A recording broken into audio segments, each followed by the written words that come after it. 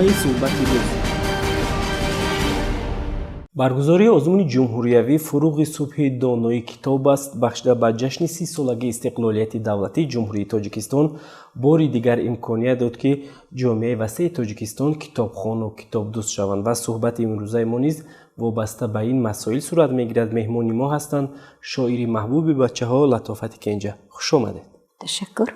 چنانه که به همگان معلوم است در سال 2020 شما در هیئت حکمان آزمون شامل بودید، شنیدید، دقت کردید، مراغ ظاهر کردید به مهارت بلند اشتراکچیان آزمون. میخواستیم نخست از مشاهده ها صحبت را آغاز کنید. مرحبا. این آزمون که برگزار گشت بار دیگر ثابت نمود که امروز در تاجیکستان عزیز ما مردم همه آگاه هستند، همه با معرفت هستند و با کتابخوانی شروع کردند. یعنی باید گفت که در این آزمون فروغ صبح دانایی که ما در بخش ادبیات کودک و از یاد کردن افسانه های خلقی بود، یک چیز به مشاهده می رسید که اینجا خوانندگانی که برای اشتراک در این آزمون آمده بودند نظر به اون اشتراکچیانی که سال پیشین بود خیلی با تیاری خوب آمدن.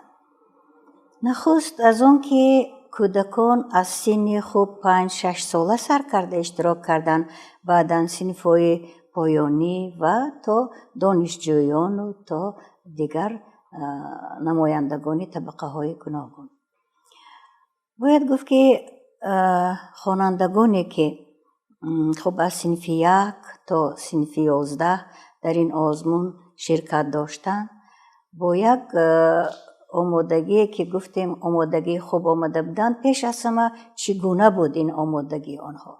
نخست آنهایی که از یاد کرده بودن شعر به اون مطابق به شرط های آزمون، یعنی زیاد از 1000 بیت، دلالت از آن میداد که خوانندگان خب اشتراکچیان شعر رو نه تنها بعضی مثل میگوین قاری از یاد کرده بودن، بلکه وقتی که آنها شعر میخوندن از کدام نوع شعر نباشد یا خود افسانه میگفتن یا نقل میکردن یا از یاد میخوندن، معلوم میشد که آنها خب به یک مضمونی همون شعر دقت داده و همون ماهیت موضوع آن خیلی خوب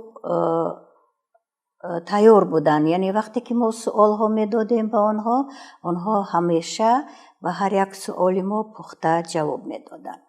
قطع نظر از اون که بعضی کمبودی ها هم مشاهده کرده شد در این آزمون، مثلا بعضی ها خوب در پیشنهاد ادبیات سراسیمه بودن که مختصر بود و پورا پیشنهاد کرده نشد روی خطهای ادبیات، یا که در خواندن شعر با این یا آن مؤلف اشتباه میکردن. خب این بعضی کمبودی ها نقصان های جزئی بودن. قطعی نظر از این همه ما یک چیز رو مشاهده کردم که خوانندگان ما خیلی گوییم که چند قدم پیش رفتن. در کدام مورد؟ در موردی خب با مهارت خواندن شعر، در موردی پخته از یاد کردن، برا خواندن و سپس در گوییم که در موردی درک کردنی وقتی خواندن شعر درک کردنی منطق و موضوع آن بود. خواه خواننده صنفی 1 باشد که در این آزمون عربی جان از مکتب 60 اشتراک داشت و وقتی که ما با سوال میدادیم خیلی با اندیشه با تمکین، هرچند که خواننده صنف 1 بود و سوال ها پخته جواب داد. یا خود محیبه شریف و از نوحی همدانی، این دخترک هم خیلی نطقش روان، سخناش جذاب بود. وقتی که به سوالها پاسخ میداد هیئت حکمان با یک شوق را گوش میکردن، زیرا هم شعر خواندنش خوب بود هم افسانه گفتنش. تشکر، سلامت باشید. در روند بهاگذاری یا اینکه روند اون که مشاهده کردید اشتراکچی ها حتی از مؤسسه های تا مکتبی نیز بودن؟ вале аз муассисаҳои то мактабӣ хуб аз шаҳри Душанбе, аз вилояти Суғд, аз Хатлон буданд ва бояд гуфт ки ин кӯдакон ҳам яъне ки на танҳо шеър аз ёд карданд, хуб гӯем ки афсона гуфтанд, аз қироати онҳо, аз хуб донистани ҳар як мавзӯе ки онҳо аз ёд карданд маълум мешуд ки ба онҳо мураббиён, падару модарон хеле кӯмак карданд ва дар фаҳмидани шеър, хуб дар қироати шеър.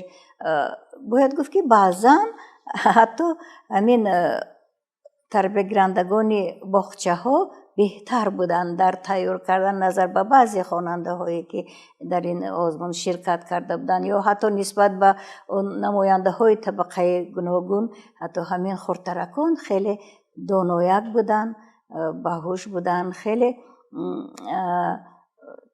дар мавриди хондани шеър худро нигоҳ дошта метавонистанд, масалан хуб дар ҳамун дарки мазмуни шеър яъне фаъол буданд ки ҳар як шеърро ба хонанда расонда тавонанд.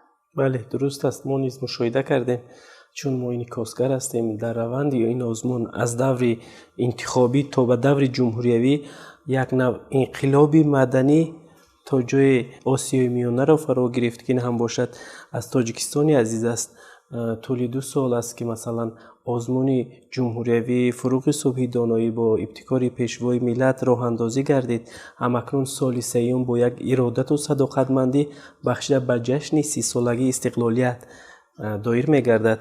шумо ки дар самти адабиёти кӯдак то имрӯз фаъолият кардед, мехостем акнун андешаи шуморо фаҳмида бошем ки дар раванди баргузории ин озмун шумо дар адабиёти кӯдак кадом норасогиҳоро пай бурдед ва кадом корро бояд аҳли илму адабу фарҳанги кишвар дар ин самт боз ҳам пиёда кунанд ки адабиёти кӯдак пурмазмуну пурқувваттар гардад? вақте ки адабиёти кӯдак мегӯем, мо пеш аз ҳама дар назар дорем он китобҳоеро ки барои кӯдакон навишта мешавад, эҷод мешавад ва пеш аз ҳама ҳар як шоир ва нависандае ки барои кӯдак менависад имрӯз бояд масъулияти бештар ҳис кунад, чунки барои кӯдакон ки имрӯз хеле доно ҳастанд, он кӯдакҳои солҳои пешин, солҳои шӯравӣ нестанд. фарз кардем ки инҳо аллакай аз тамоми навигариҳои дунё, кашфиётҳо, ихтироъҳо бохабар ҳастанд, чунки техникаи муосир дар дасти онҳо аст, аз телефону ноутбуку дигар истифода мекунанд. бинобар ҳамин бояд барои онҳо ҳамин гуна китобҳоеро мо пешниҳод кунем ки ба завқи кӯдак шинад. бояд он китобҳое мо ба чоп расонему, хуб нависему, ба чоп расонем ки кӯдак онро ин китобро пеш аз ҳама дӯст дорад. вақте ки китобе ба ороиш аст, фарз кардем ки мана мисли ҳамин як китобе ки бинед дар барои синни хурдтаракон ин китоб аст, фарз кардем мана наздики чоп шуд, яъне ороиш пеш аз ҳама ва рассоми хушзавқ вақте ки ин китобро ороиш медиҳад ва кӯдак онро ба даст мегирад, ҳатман кӯшиш мекунад ки ин китобро хонад ва ҳатто аз ҳамун расмҳо аллакай маънии шеърро пай мебарад. хуб ин як. баъдан барои кӯдакон имрӯз китобҳои гӯем ки пурмазмуну босифату зебову рангае чоп кунем ки чӣ тавре ки пешвои миллат таъкид карда буданд, ҳамин гуна мо китобҳои хуб чоп кунем ки китоб хуб кӯдак телефони 1 сӯм монаду китоб хонад ва ин озмун ба мо бори дигар нишон дод ки имрӯз завқи кӯдакон боло рафтааст. онҳо китобхон шуданд, вале ин ҳанӯз қадамҳои аввалин ва қадамҳои устувор аст.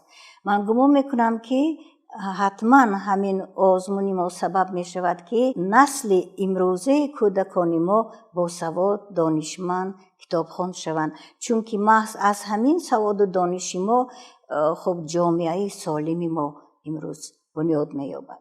وقتی که اگر اساس جامعه یعنی کودکان اگر که با سواد باشن همچون خشتی اول همچون زینه اول استوار نباشن پس ما نمیتونیم امید بندیم که آینده به رشد میرسیم و تمدن میرسیم و همین از یاد کردن شعرها خواندن کتابهای زیاد که در رفت آزمون ما مشاهده کردیم یک بار دیگر گواهی میدهند که اون نسل امروزه ما با همچون میراثبران فردا و گذشته خود احترام دارند میخوانند اون کتاب هایی که مثلا در گذشته در شوروی ما زیاد کتاب میخوندیم نسل ما یعنی اون وقت در مقیاس حدود شوروی تاجیکستان یکی از جمهوری های بود که در جای اول می ایستاد از جهت کتاب خواندن. امروز ما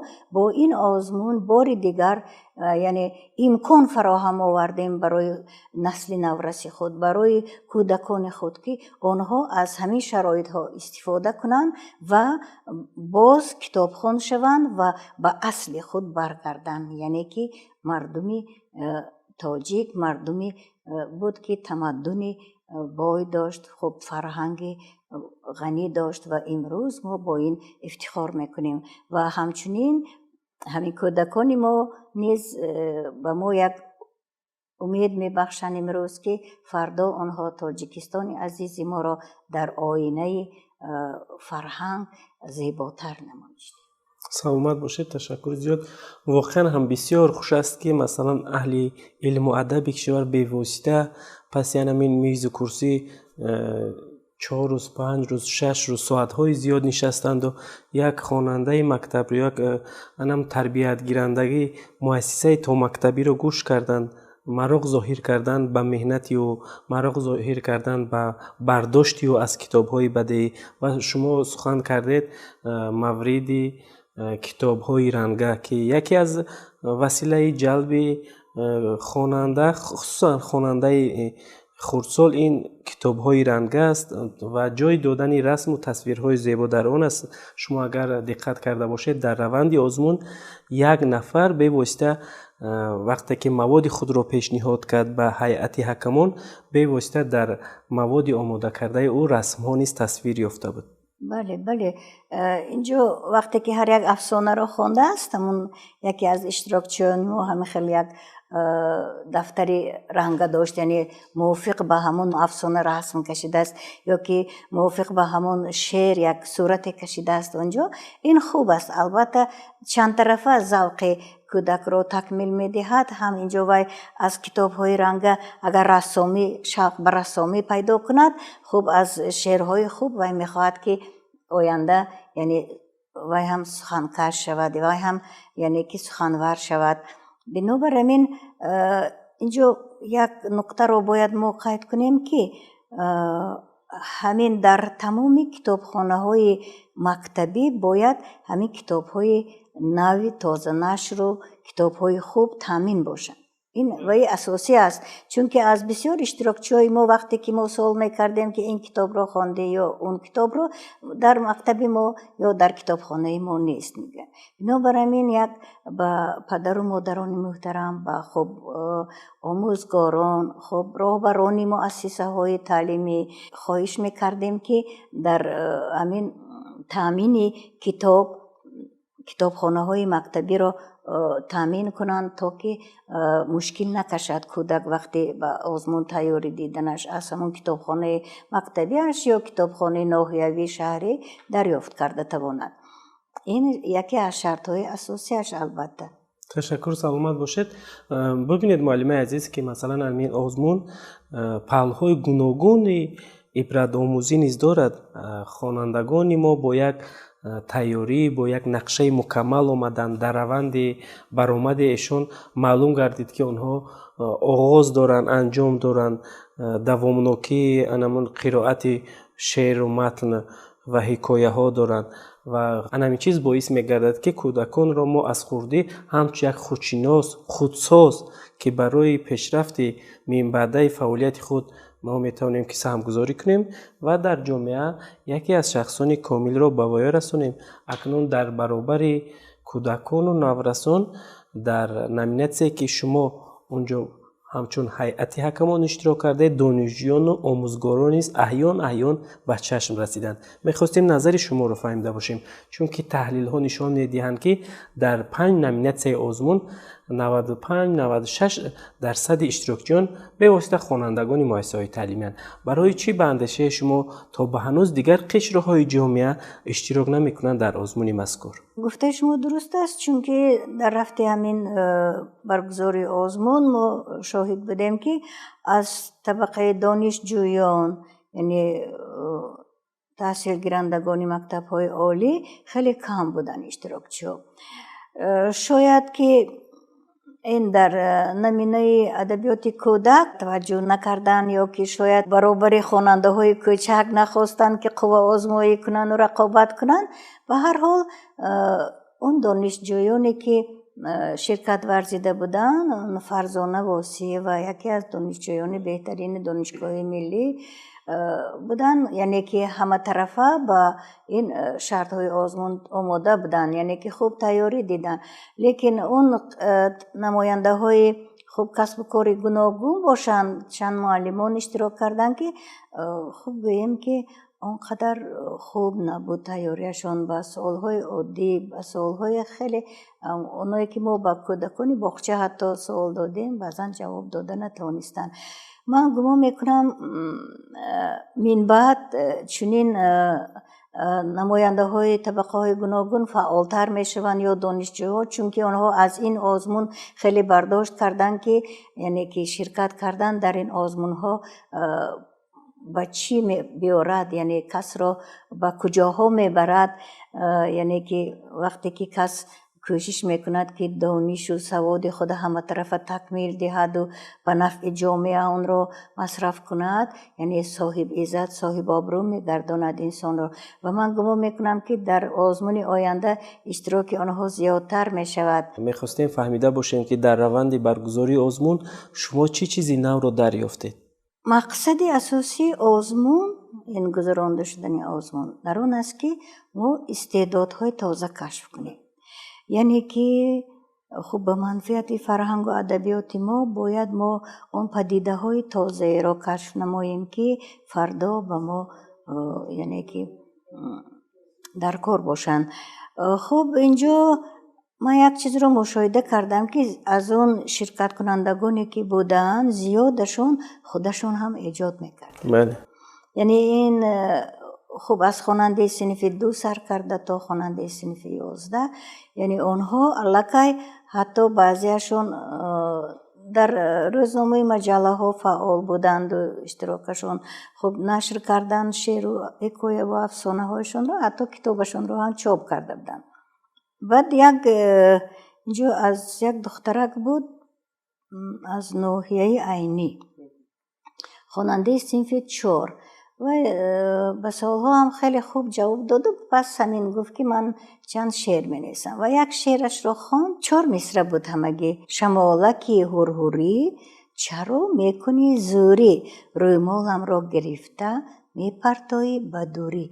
ببینید یک نظری تازه به شعر کودک است، هرچند خیلی صنف 4 میخوند. نه یک لحظه همون منظره کوهستان، اون دهه خودش تصویر کرده توانسته است. این یعنی از اون گواهی میدهد که این دخترک وطن خود دوست می‌دارد، الکی دهه خود، طبیعت خود، و این به آن میرسوند که وی مردم خود، ملت خود دوست می‌دارد و میتواند فردا کارهای جالبی انجام دهد. درست است و واقعا همین گونه است که محض همین آزمون سطح جمهوریوی شرایط فراهم آورد که چون این دردانه ها روی آب بیایند و یک شعر کوچکی آنها، یک شعر نوشته آنها به گوش ما و شما برسد و شاید که در آینده این شعرها مکمل شوند. ما نیت داریم که همین گونه کودکان شعرهای آنها را، کتابهای آنها را به چاپ رسانیم. از جمله ما همین در عرفه آزمون یکی از استعدادها را دستگیری کردیم. این سیدای شرفی خواننده صنف 11 کتاب او را با نام شادی تلخ یک حکایه‌اش را به چاپ رسانیدیم که خیلی خوب قبول شد، یعنی که همه مقبول کردن اون کتاب رو، هم از جهت آرایش هم وای، یعنی ما نیت داریم که همین گونه برای هوسمند کردن کودکان که من بعد جدیتر به این کار مشغول شوند، یعنی جدیتر به عالم فرهنگ و معرفت وارد شوند، کتاب‌هایشان رو نشر کنیم.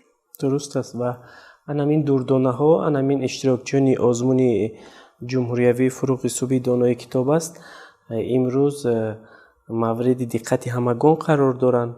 عالمان و شاعران اهل علم و ادب و آنهایی که مثلا امروز در این یا آن مؤسسه ها فعالیت میکنند دستگیری آنها هستند، میخوان که از موفقیت آنها سخن گویند، میخوان از موفقیت آنها سخن گویند و گمان میکنم که این آزمون عنعنوی میگردد و سالهای بعدی نیز با یک شکوه و شهامت خاصه بهر ارج گذاشتن به مقدسات ملی، ارزش و فرهنگ و تاریخ و تمدن ملی برگزار کرده می شود و جامعه وسیع تاجیکستان خصوصا نسل‌های بعدی می آموزند و افتخار میکنند از تاریخ و تمدن ملت تاجیک.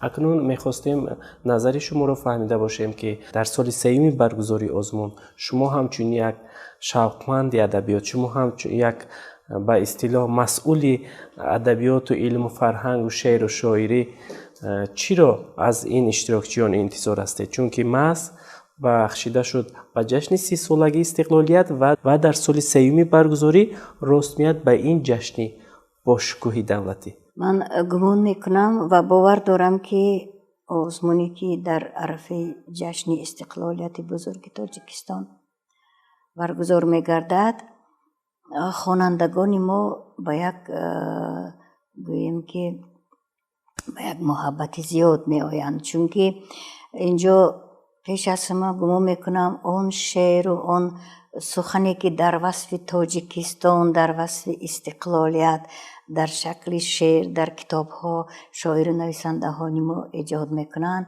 محض در همین روحیه، در روحیه وطن دوستی، در روحیه ملت دوستی و در همین یک فضای بسیار فرهمند که عید استقلالیت تاجیکستانی ما است، آنها این را احساس میکنن و آمادگی خوب میبینن و از بهترین آزمون سال خواهد بود. این را من باور دارم. وقتی که کودک درباره تاجیکستان با یک افتخار شعر میخواند، درباره وطن عزیز خود، میهن عزیز خود یک شعر ایجاد میکند یا نوشته ایجاد میکند، این او را وادار میسازد که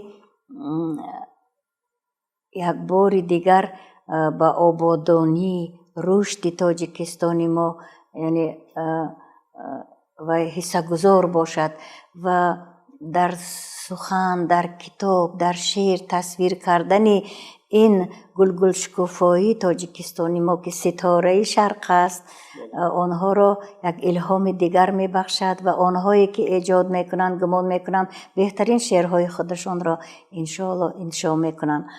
در این آزمون وقتی که ما از استقلالیت سخن میگوییم، این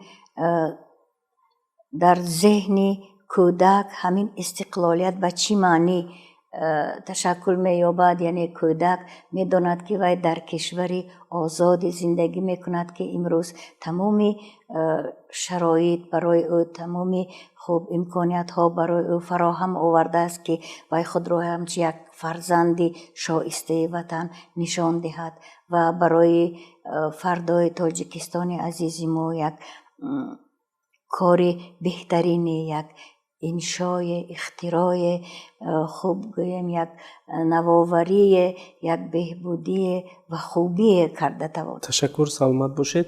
واقعا هم امروز آزمون جمهوریوی فروغ صبحی دانای کتاب است.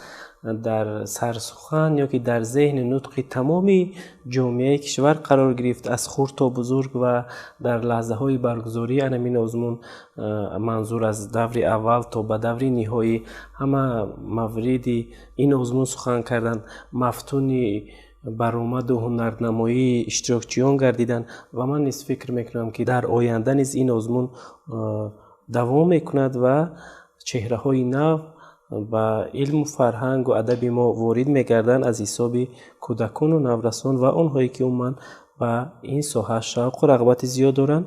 Бинандагони азиз, суҳбате доштем бо Латофати Кенҷа, шоири маҳбуби бачаҳо ва атрофи озмуни ҷумҳуриявӣ фуруғи субҳи донои китоб аст. Агар аз суҳбати мо баҳраи бардоштед, мо хурсандем. Муаллимаи азиз, хуш омадед. Бори дигар изҳори миннатдорӣ мекунем, ки даъвати моро қабул кардед, омадед ва суҳбат кардед сари мавзӯи бисёр муҳим, ин озмуни ҷумҳуриявӣ фуруғи субҳи доноӣ. Бинандагони азиз, бо мақсади музаффариятҳои баъдӣ дар ҳамин ҷо ба барномаи навбатӣ нуқта мегузорем. Хайр, саломат бошед.